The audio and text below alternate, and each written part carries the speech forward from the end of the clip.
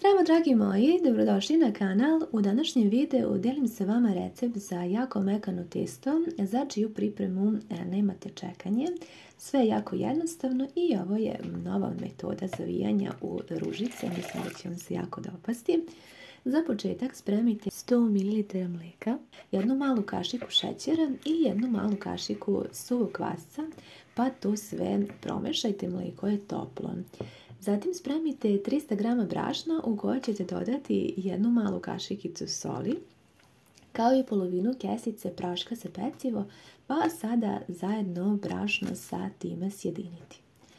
U smesu sa mlijekom brašno dodajte postepeno, a za početak dodajte 1/3 pa počnite da sjedinjavate smesu. Sada dodajem i drugi deo brašna, također ću sve da miješam sa špatulom da se sjedini i dodajem sad i ostatak. Potom dodajem 100 ml jogurta kao i 50 ml ulja.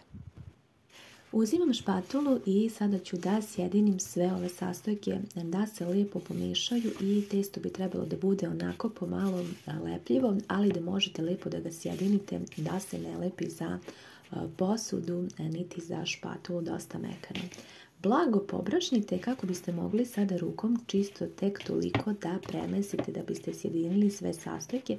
U ovom delu nemojte molim vas da preterate sa brašnom, otprilike jedna supena kašika sasvim dovoljna, zavisi naravno od brašna koje koristite, ali molim vas da ne preterate, da testo ne bude suvo, treba da bude mekano i da izgleda ovako.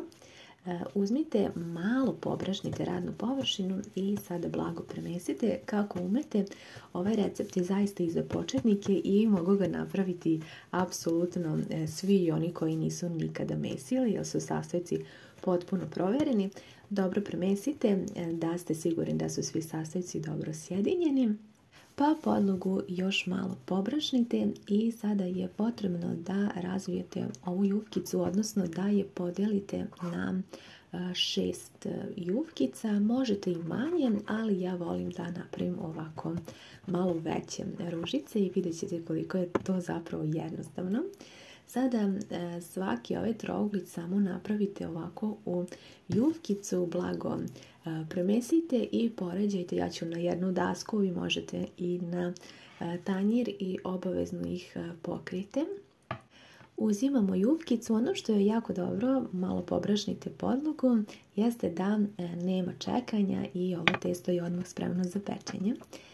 Sada ću jufkicu ovako da razvijem u jedan krug, ne treba da bude suviše tanko, vidite otprilike kako sam ja to razvila.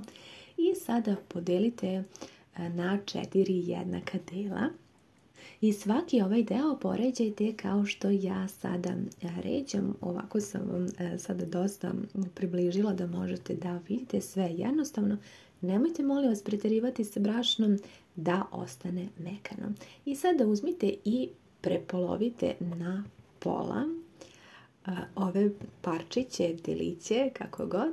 I sada ćemo ovaj prvi deo da urolamo i već se nazire jedna lepa ruža, ali kako bi ona bila još raskošnija, sada ćemo da iskoristimo i ova 4 dela, odnosno polovine i ovako ih ređajte da sa svih strana imate ovakove lepe obode ruža i da ona, kažem, bude jako raskošna.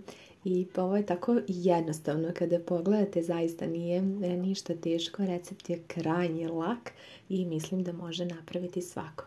Naša prva ruža je spremna, možete uzeti tepsiju i poređati je, obavezno da čuvajte pokrivene ružice u tepsiji.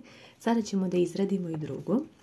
Ja sam za ovaj recept koristila brašno tip 500 i moja preporuka je da koristite njega jer je mnogo lakše sam rad, tako da eto, to je moj predlog. Vi naravno možete koristiti neku drugu vrstu brašna, ali da vam lepo ovako uspe, da se ništa ne lepi i da one budu mekane, brašno tip 500 za kisela testa, kiflice, hleb je idealno po meni. Sada vam prikazujem i drugu ružicu kako pravimo, zaista je sve jednostavno. Ja se unaprijed izvinjavam na mom glasu zato što sam se prehladila, ne znam da li osjetite, ali eto, trudim se maksimalno da pričam koliko mogu da to ne zvuči loše, mada verovatno zvuči, ali kažem, izvinjavam se, prehlađena sam. I naša druga ruža je gotova. Sada ćemo poređati svaku. Ja sam u međuvremenu napravila svih 6. Vi možete napraviti manje, veće, kako volite. Možete napraviti duplu smesu ako želite više. A eto, ja sam sada pokazala primjer kako je jednostavno. Čuvajte ih pokrivene dok sada ne pripremimo smesu od jednog žumanceta i dodat ću 2 kašike supene kašike mlijeka, pa ćemo to sve da promešamo. Znači ništa se ne čeka, samo sam pokrila dok nisam spremila ovu smesu. Otkrivamo i sada ću da premažem sa ovom smesom.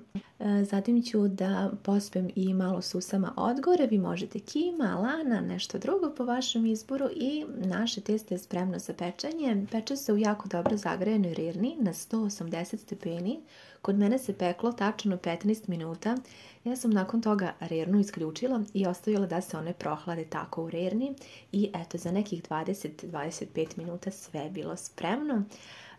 Sada sam vam prikazala nekoliko da vidite koliko je testo mekano. Obavezno čuvajte ružice pokrivene kako bi ostale mekane, jer ovo testo može zaista dugo da ostane mekano. Nadam se da vidite iz ovog videa koliko je zaista mekano. Ovo je krajnje jednostavan recept koji može napraviti svako i nadam se da vam je bio koristan i da ćete ga isprobati. Voljela bih jako da mi pišete utiske, hvala vam na gledanju i ljubim vas sve puno.